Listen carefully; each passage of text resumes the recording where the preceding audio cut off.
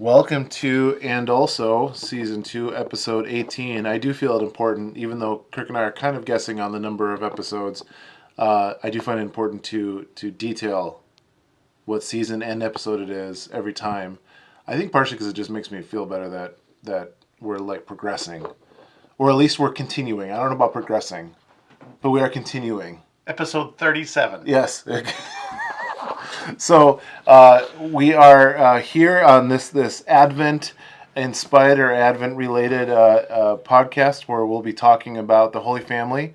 There's been a sermon series called the Holy Family at Faith Alliance Church where we're talking about Jesus, Mary, and Joseph. And 2 weeks ago, I talked about Jesus in Colossians 1. Last week, I talked about Mary in Luke 1. Tim did preach on Joseph, and we have completed the Holy Family series, moving into the rest of Advent. Okay, so we're just going to kind of bounce around and talk about Jesus, Mary, and Joseph, and we'll be in Colossians, we'll be in Luke, we'll be in Matthew to talk about Joseph, not directly, but kind of indirectly. That's where the passages are coming from. So, all that to say, as we get into the Holy Family, Kirk, do you have any overarching observations or thoughts as we jump in? On the Holy Family? Just in general, of course, on a very simple topic such as, Just the Holy Family? Just that little bit? yeah, just that little teeny thing called the Holy Family. I have a friend who's an Anglican priest, and he loved that I referred to the series as the Holy Family. But didn't love that I wasn't following the Advent scriptures. So he was both proud of me and had some disdain for the way I did it. Oh, So, perfect. yeah. But anyway, Since he's not one of the two listeners, he'll never know what we he'll say never now. know. He'll never know. Yeah. Wow. Well, I mean, first off, just to imagine Mary and Joseph parenting young Jesus, that is amazing and wild to just wrap your head around. First off, that's an incredible thing. Somebody had to change baby Jesus's diapers. Yeah, That's also amazing. You thought your kid was special. Yeah, It's like, wow, yeah. All that. You get the trip to the temple with two individuals coming up and saying, "I've waited my whole life for this." That's amazing. Yeah. That's amazing. Do you think Joseph? So Mary, we'll talk about Mary and her interaction with Gabriel, and then even with Martha, because she has Martha, and then John, as a baby, leaps in her womb, and Martha prophesies. So you get all these prophecies about what the Christ is going to be like.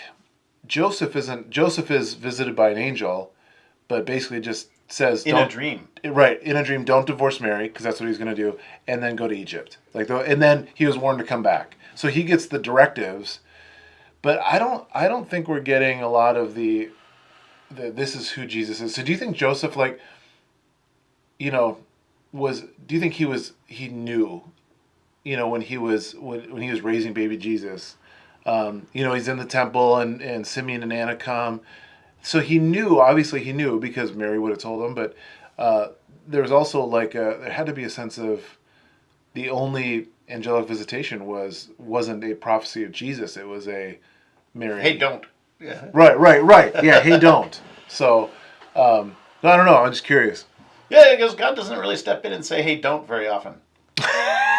Which is kind of funny, because human beings do crazy things. Yes. But that is funny. Right? This is the moment, the one moment where God goes, "Hey. Whoa. Yeah. It seemed like a good idea, but don't." Right? Yes. So he's mentioned as having considered divorcing and kind of retreating quietly. Right? Yeah. Which is interesting. So he's willing to abandon this pregnant young woman. Mm-hmm. And that's the "hey, don't." So until that moment, just going along, got me a young bride, then that's it, right? That's all Joseph's got going on. We know he's a carpenter, which I'm assuming means he actually worked with wood, because it doesn't say stonemason. There are people who say that could have been a stonemason, stone worker, but he was from the northern end of Israel, which is near Lebanon, and that whole end of things is a little bit woodier. Oh, so you would have access. There would have been wood, which is fun to say. Um, there would have been trees around at that point, at that place. Not a lot, but there are some. So that's an interesting skill to have, Mm. and have a career out of. What did he do with that in Egypt? Was one of the things I contemplate, because not a lot of wood in Egypt, right? Yeah. There must have been some. I'm sure you could do something, but that fascinates me a little bit. But in any case, yeah, this is interesting. You have the guy who's going to be the dad on earth figure for Jesus thinking about, new bride's already pregnant. Right. And this is no good. How do I get out of this? I'll just move along quietly. So I'm guessing he, just by that interaction, he's polite but shy, I guess. Because it does say, and it does, I think it's worthwhile pointing out in Matthew that it says, just as a specification, and her husband Joseph, Matthew 1, verse 19, and her husband Joseph, being a just man and unwilling to put her to shame, resolved to divorce her quietly. So he was very obviously conscientious, obviously righteous. So probably there, that he's not trying to prove a point.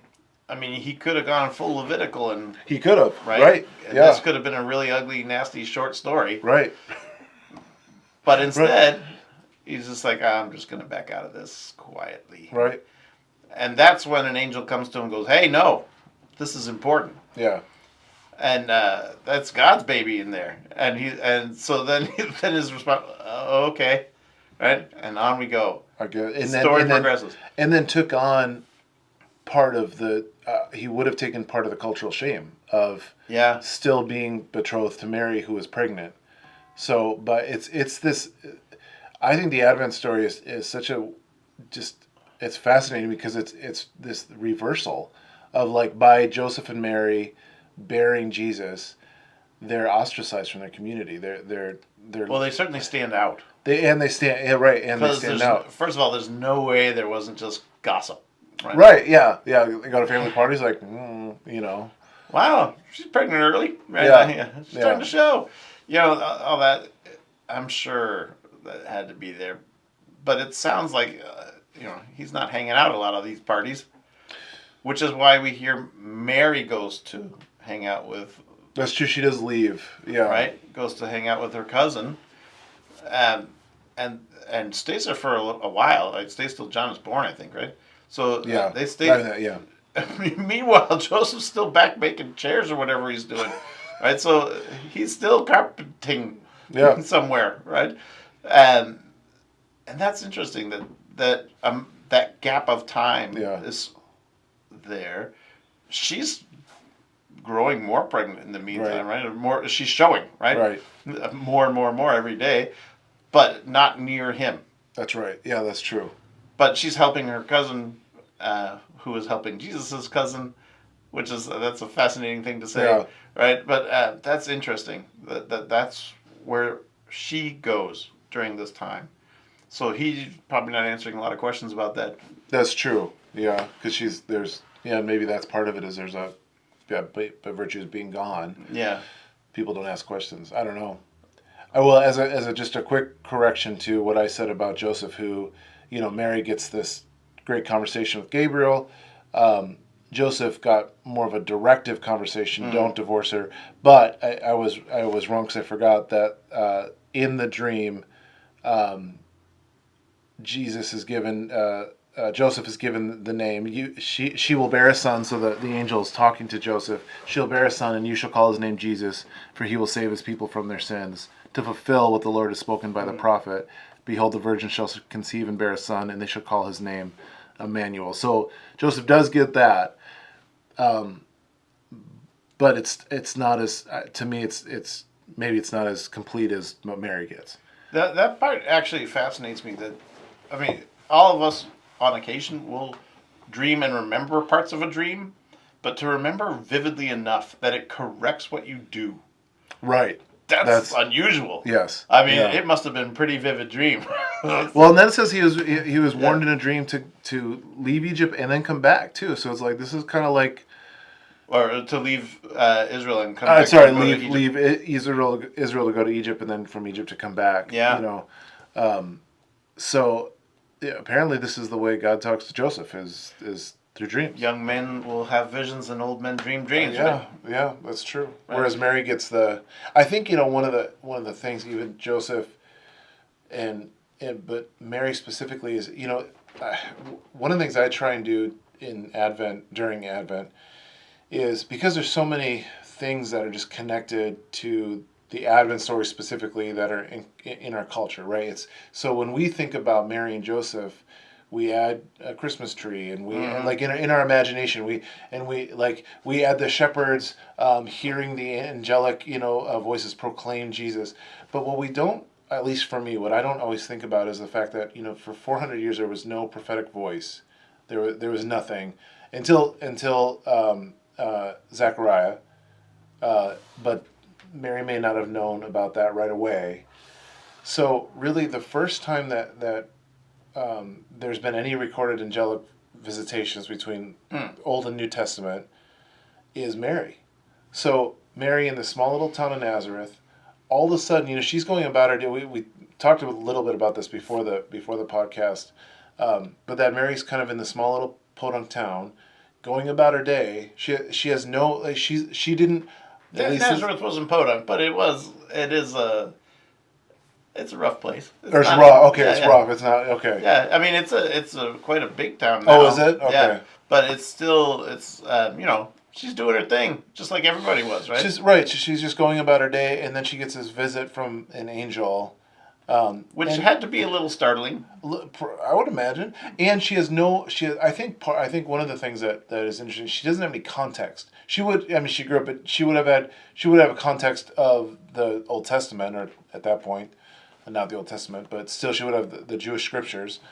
So she would have that, but again, our understanding of the Advent story is we've got all these things attached to it. We understand the context, we understand the prophecy. She's just being told that she's going to give birth to a son, and he is the Messiah. And this is out of the blue. This is like a Thursday, and all of a sudden she gets this news. Yeah. And then she's able to process it, in the middle of doing whatever she was doing. Right? Yeah, but she's at the well. Who knows if she's at the well or she was making? I don't. But then, she's able to, ask that question like, well, how's this going to work out? What are the? But then at the end, again, I can't imagine processing this news to be like, well, listen, I'm a handmaiden of the Lord, whatever He wills. So she gets to this point where she's like, I don't know how this is going to work out, but I'm in. Now the part that's fascinating. This is a young woman, right? This is not like Moses, who's raised up in That's a great point. She hasn't had life. She doesn't have life experience. Nothing. Yeah. Moses is like, I'm not your guy. She's like, sounds great. Right? I mean, huge that's a great point. Personal difference in interpretation of being told you're going to do this thing. Yeah. Which is a massive thing. Right. Right? Yeah. There's no minor. Altered the way the world works. Right. Yeah. So that's amazing. That's and maybe that's the difference between like men and women, the strength of women to be like, all right, sounds like part of the plan. Moses is 80 and he's like, yeah, not yet. I'm not not right now. Yeah. That's interesting.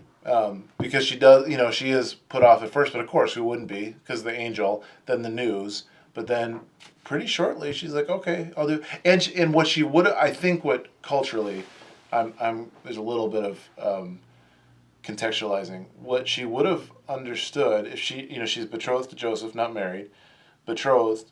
If she's all of a sudden pregnant with Messiah, she had to have known what the cultural implications are of that. Even in that moment of like, oh, what does this has got to mean? This is culturally not good for her, because people will look, people will talk. She's breaking, she's breaking the law in a sense. Um, so it's there's all these implications, but she's like, I'm good. I'll do it. Yes, whatever the Lord wills. So it's just a really interesting story too. When you remove all the context that we have and just look at Mary as an isolated individual who all of a sudden has this thing happen to her where an angel visits her, you're like, wow, that is scary business. The personality of Mary, I think, is really interesting when you keep track of her throughout the Bible. There, she starts out with this moment of the angel and how will this be, right? And he explains, and your cousin also, also on board with this, right? That's amazing to imagine how forward she is, right? Where she goes, okay, let's go, and at that okay, let's go is also what happens at the wedding feast, right? Right. Right, and then later on, even at the end when Jesus is hanging on the cross and looks down and goes, hey, that's your mom now. Because she's going to need somebody as a sidekick because she's just off doing her thing all the time. That's kind of awesome. Like her personality is just go. Like, that is interesting. Where she really in a way you could, the wedding in Cana was the start of Jesus' ministry. I mean, you had the baptism and then you had the desert. But Cana in Galilee is really before he's started his public ministry. That's the first one we're told of. That's true. It is. And, and Mary's like, she's like, hey. Whatever he says. Whatever he says, but then she also kind of like pushes him into it. Which I think is funny because it makes it seem as though stuff like this has happened a lot. She's used to it and knows that, he's he can make whatever happen. And they're running out of wine, Jesus. We've talked about this. We've done this before. This. Remember the well? Yeah, I don't know whatever. Right? We're making stuff up, but that's a really funny mom trait at that moment, right? Oh, it's wonderful. Yeah. I love that and he like resists her. He's like, no, come on, it's not time. But then the next thing you know, she's looking at the MC of the thing, and she's like, just do whatever he tells you. Yeah. So it's like it's such a mom thing to be like, he'll come around, but yeah, maybe that's it. Maybe that's just kind of who she is, And even later on too, when he has as a young boy, right, he's hung out at the temple talking the law with people who were the scholars of these books, right at the time. And they've already started to head back to Nazareth and realize he's not there. I love that moment. Yeah. You are responsible for giving birth to the Son of God. Okay, I'm in. Hey, we forgot something. Can you imagine that moment like, we forgot the Son of God. Oh no! Of all the things, right? Anything you can forget, all the people, all the things. We both got angelic visitations, and this is what we do with it. Man! Yeah. They were just tired. Time to go, right? Yeah. Well, and as you read the story from Jesus' perspective in that moment, he said, "Well, where else do you think I'd be? I'd be in my Father's house." Yeah. But that still doesn't, even as a parent, you still realize how. Anxiety. So you read it and you're like, oh, well, this is where Jesus said he would be. Let's go run around Jerusalem yelling his name because good luck. Right, because they like the temple wasn't the first place I'm sure they went to. No. I'm sure they're just trying to find him. So when they do arrive there, they're panic stricken and anxious. They see him and he's like, well, where else did you think I'd be? Whereas they're like, oh my goodness, do you realize what you've done? I'm just like, I can't imagine as a parent being like. Oh, okay. I guess in hindsight you would have been here, but we've been running around the city trying to find you. We've been running around the city, yeah. It must have been nuts. I can't imagine. Yeah. I mean, Jerusalem, the old city portion, you could get to a rooftop and start looking around, but you can still only see down a certain number of alleys, and then you have to get to the next rooftop. So I can't imagine how nuts that must have been. And how long? Where do you even start? Oh man! Yeah. And then has he walked off in another direction? Maybe he started going back home, and they're like, who knows? It's a city, and it was when everybody was there. Yeah. So he could have gone anywhere with anybody, right? Ay. So amazing. Well, why do you think, like, going back just to the Advent? Um, I think I do think about this a lot, and it's, the darkness into light, that Christ light comes into darkness, but I still have not gotten over or graduated from. I come back to this every year, and I'm glad for it. But I still have not gotten over just not only the pregnancy and not being married, but even just the even just Mary and Joseph, who are nobodies. Um, at that point, they're really They're everybody else. They're just like that's right. Yeah. I mean, Nazareth, Bethlehem, you name it. There's nothing that's used that is something that anyone who is writing the story would be like, what, we should really use a dirty manger. Right. That would be that's where we want to have, like, no one would use who should we should really use a carpenter and a young woman who aren't married, who are engaged but not married. Like, it's everything you would never ever choose that God uses to introduce Jesus. We into never the hear world. about their wedding, actually. Now that I Right, think back you on don't. it. Yeah. Right? We just move on with the story. Yeah. But that is fascinating that, first of all, and so this was the other donkey for anyone who heard our last recording. It's true. Yeah. Right? So, in any case, yeah, so this is donkey number 3 or this is donkey 2, actually. This is donkey 2 that gets used. So, Mary rides on donkey 2 from Nazareth to Bethlehem because of the census. Right. Bethlehem is a little tiny town outside Jerusalem, and it's the fact that there are shepherds on the watching their flocks because there's nothing else there, right? Really? It's a farming area, right? Oh, okay. Yeah, so that makes sense. The fact that there was no other room also makes sense because it's not a really populous area, or wasn't. Oh, right? okay. But the fact that their only space left is to live in the manger, right? Or live in the barn, right? They're living in the barn basically with the animals, which may have probably been a kind of cave space. Well, and that's what's interesting too, is that, like, when we think manger, you think of the creche with that looks like a barn, and even a barn made out of wood is cleaner than a cave. Like, because it's likely it was a hollowed out cave. Like, I mean, there's lots of those in the area. Yeah. So yeah. So, and even a barn is nicer than a cave with a has better ventilation. Better ventilation. I mean, all that stuff. So it's like the reality is even where we've cleaned it up more than it really is. Yeah.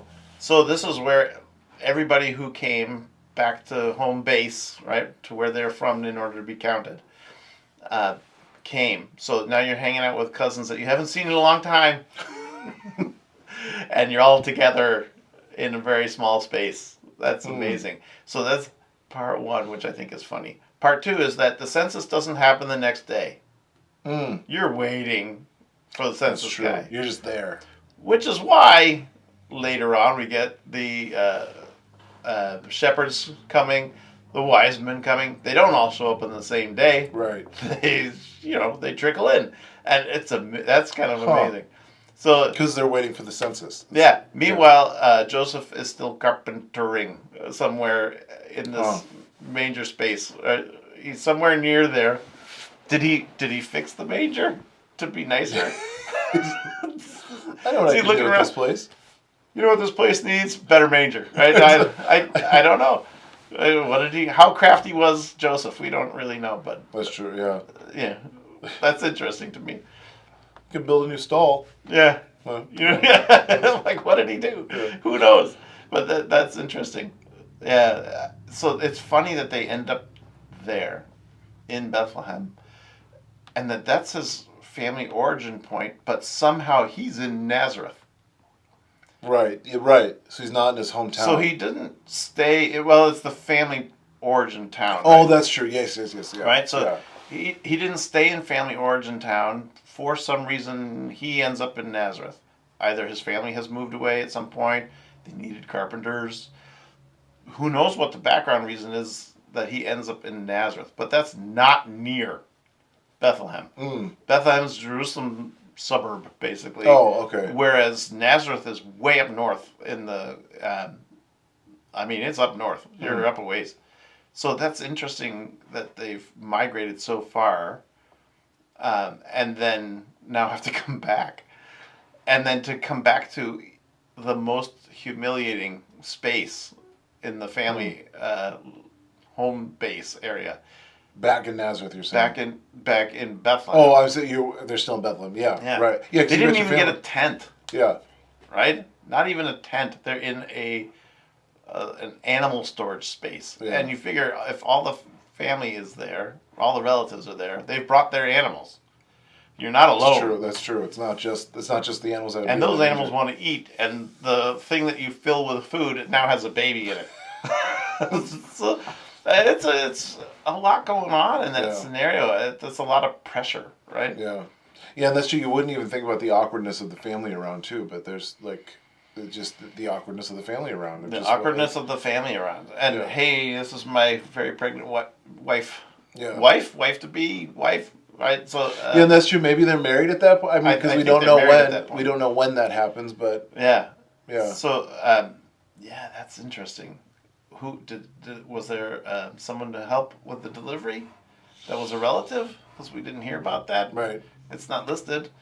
There are. It's interesting how some details in using you're really using Matthew and Luke, but how some details are really dialed in. Yeah. And some details are like. Like all They're of a sudden not Jesus shows up, and you're like, oh, he was born, but there's, you can tell, you can tell it's like, if a woman was writing that, it would be like, there'd just probably be more detail about what was going on. And maybe that would have mattered more, that they needed to jot that down, or maybe it's so commonplace it wasn't jotted down. And that's the other thing. Maybe it's just the detail of being born. There's just a lot of things that aren't known. The specific, the specific things we need to know, but not. So then, did Jesus get counted in that census? I suppose it depends on. I suppose. Potentially, right? If that person the census taker came along. So what happened to Joseph and Mary's house back in Nazareth? Were they renting it out while they were gone? Airbnb. Right? Yeah. I mean, what happens with all that stuff? That fascinates me, that part of it. That you have to make the whole country get up and move. Right. Back to these home origin points. And then now they can get back together. Yeah, I'm looking at the passage now in Luke 2. There's more time given to more real estate, I should say. So 2:1 through 5 are all about the census. Yeah.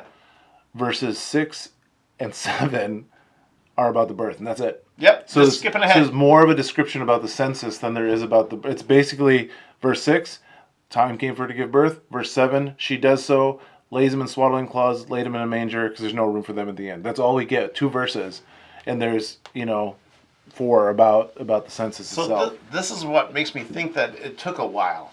Is later on when we get to the point where Herod says, kill everyone 2 and under. Right, so he would have known the census. Oh, interesting. Yeah. That's true. Maybe he had census data. I don't know. Maybe he said, well, we've been taking the census for the last couple of years. That's true. Baby, he's like, baby's born in a manger. 1. Yeah. All right. Well, right? Or maybe that's normal. At this point in history, because everyone had to get up and move. That's true. Maybe it happened more often. Yeah. Like maybe, I don't know, like some small percentage, but still. Yeah. But just everybody 2 and under in this region. It can't. I mean, it probably wasn't normative, but on the same end, it can't have been abnormal. I mean, it's mentioned, so that makes it like, well, it's particular, but it couldn't have been abnormal to allow for them to stay in the, like, you know what I mean? Because it couldn't have been the first time someone stayed in the manger, like stayed in a manger. Well, the manger's the feeding trough, right? But then stay in the barn. Yeah, whatever that is. Yeah, right. The manger maybe, but staying in the barn. That couldn't have been the first time that's happened, or maybe it's a little bit more regular because of the census, because there's so many people coming in and out. Yeah. There has to be, this is where you'll be staying for the next couple of years. The barn. The barn. the barn. Super. And Joseph's like, yeah, I could spruce this place up pretty This nice. yeah. This'll do. This will work just fine. This'll do, donkey. Yeah. You can't talk about donkeys Oh, anymore yeah, without right? a Shrek quote. So just as kind of a maybe a moving toward wrap up, we've got this. So talking about the census, but then talking about the whether or not it's probably not the only time, but the particular nature of Jesus being born in a barn. So you have this like kind of real normative thing happening, not the baby born in a barn, but just like Mary and Joseph, normal people. Census is a normal. I mean, it would have been different, but it was a normal particular machine. Like it would have been. It's not like it was different that didn't happen Mary all the time. Elbowing him, going, "I told you to make reservations." Why didn't you call it La Quinta? So like there's so many normal things happening in this whole story, Luke and Matthew, but then you've got the angels, the shepherds very normal, but then the shepherds being visited by angels very abnormal. So you have this like this heaven breaking into the very normal things, and so it's just this. To me, I like the Advent because it's this real. I don't know, maybe It like is a an paradox. interesting moment that the way you said it, heaven breaking into normal things. Yeah. That is what is really special about this part of yeah, the story is shepherds on watching their flocks by night. Everywhere in Israel. That's happening, right? That's just everywhere. That's what people did. There were lots of shepherds. There were lots of flocks. Yeah. And having one group singled out to say, hey, by the way, go and see. If you could wake up a particular group of people to celebrate, right? The angels didn't visit all the relatives in the houses nearby. Right, yeah. Hey guys, can you wake up please? It's we got some news. Right? Yeah. No, we got like 6 people out on a hillside with 400 sheep. Yeah. That's who you get up. What? Right? And I've always found that part of the story kind of funny. Why would you do that? Because what's louder than 400 sheep coming back in at 2 in the morning, whenever it was, when the angels come and startled them and started singing, because now you did get the whole town up to go see what's going on, right? So the shepherds coming to see means now everybody knows. That is funny. I've never thought about that. So you have the angels are like looking. What's the loudest thing we can make happen? How can we do the littlest amount of work so that everyone wakes up? Oh, the sheep. Let's talk to to the rest of these people are going to sleep through this, Yeah. but they'll sleep through us singing, but not the sheep. That is fantastic. Yeah. So that part of the story is really funny. And then you have like just all this mundane stuff. It is. It's like just humble. They're not rich. They're not famous. Right. They have nothing. Joseph's not building them a house out in front of the barn. Nothing like that is mentioned. It's just I'm in a barn. My baby's in swaddling clothes. I love that title because it's just cloth. Right? So he's wrapped up and bundled, and that's who they come to see. Well, and what one thing that I've not thought of the time frame of the census, meaning that. So what are they there for, and what are they waiting for? Bureaucracy. I mean they're really so mundane, right? It's like how it's like they went because they had to wait in the line at the RMV. Like right. I mean it's that boring. Right, exactly. It's not, and the fact that they had to go hang out in this, the town they left on purpose right. at some point in history. Yeah. Right? That they had to go hang out in again and wait for whenever the census comes by. And then can you go back?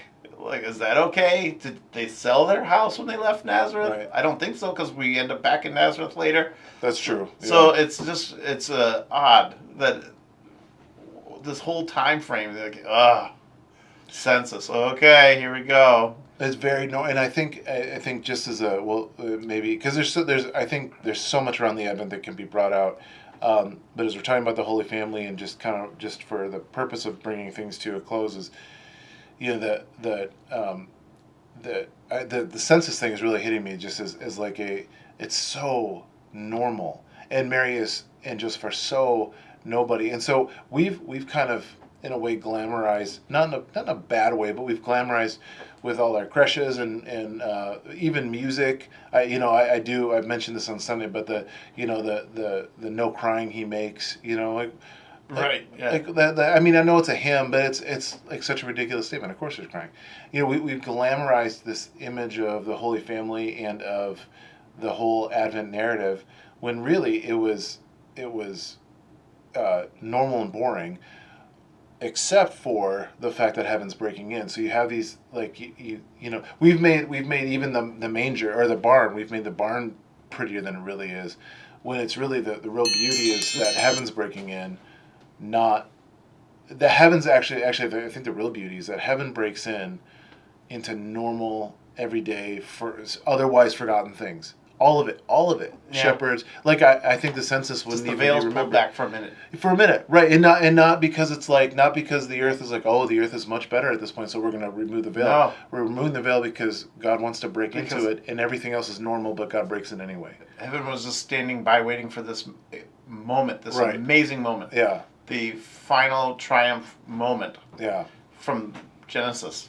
Right. That's what they've been waiting for, and then ta-da! well, I do think with the heavenly chorus, I do think like, yeah, because from their perspective, this is the moment, So we look at it from the shepherds, we're like, oh, the shepherds, and they get interrupted by the these angels, but These are guys who are just hanging out by a fire, right, telling stories, peeing in the like woods. like every other night, Right. Yeah, That's it. That's all that we got. And now suddenly a giant chorus of heavenly angels appears right. to these guys. Right, Right? and saying the thing that they have been waiting to say, like Yeah. for a long time. Yeah. Glory to God in the highest, and on earth peace among those with whom He is pleased. Like they've When been that ended, can you even imagine when they all look at each other and go, did you hear that? Right? was that just me? Did I just yeah?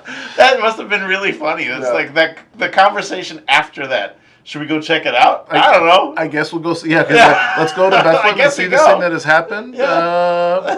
I just think that's really funny. Yeah. That's the conversation that gets recorded, not who was the helping it during the delivery. Right. Yeah. Like the shepherds. Or we the get conversation insight into the about, shepherds. well, I guess we'll fix up this barn. No, we get the shepherds talking to each other. Let's go see. Let's go see. That gets recorded. I know it is fun. It is funny what gets recorded, what Yeah. gets kind of skipped over. Well, on that note, not that we have resolved all things Advent, but hopefully we've kind of given some perspective on Advent. It's early in the Advent season, so as we move toward Christmas itself, I hope we continue to remember not just the we plural in the room, but the we All our quadrupled. listeners. We and all our listeners remember that. I like that idea, the veil being lifted for a very normal moment to make a normal moment filled with God's will and God's will for humanity. So like that idea of the veil being lifted is And just how a cool, excited cool heaven image. is for the mundane things in our lives that we consider boring. Right. Yes. Yeah. That's amazing. Yeah. That even God even is working in and through this bureaucracy. Looking forward to the things that we found boring. Yeah. That's good. That's amazing, right? That is good. Yeah. On that note, Merry Christmas. And Merry Christmas. see you next time. See you next time.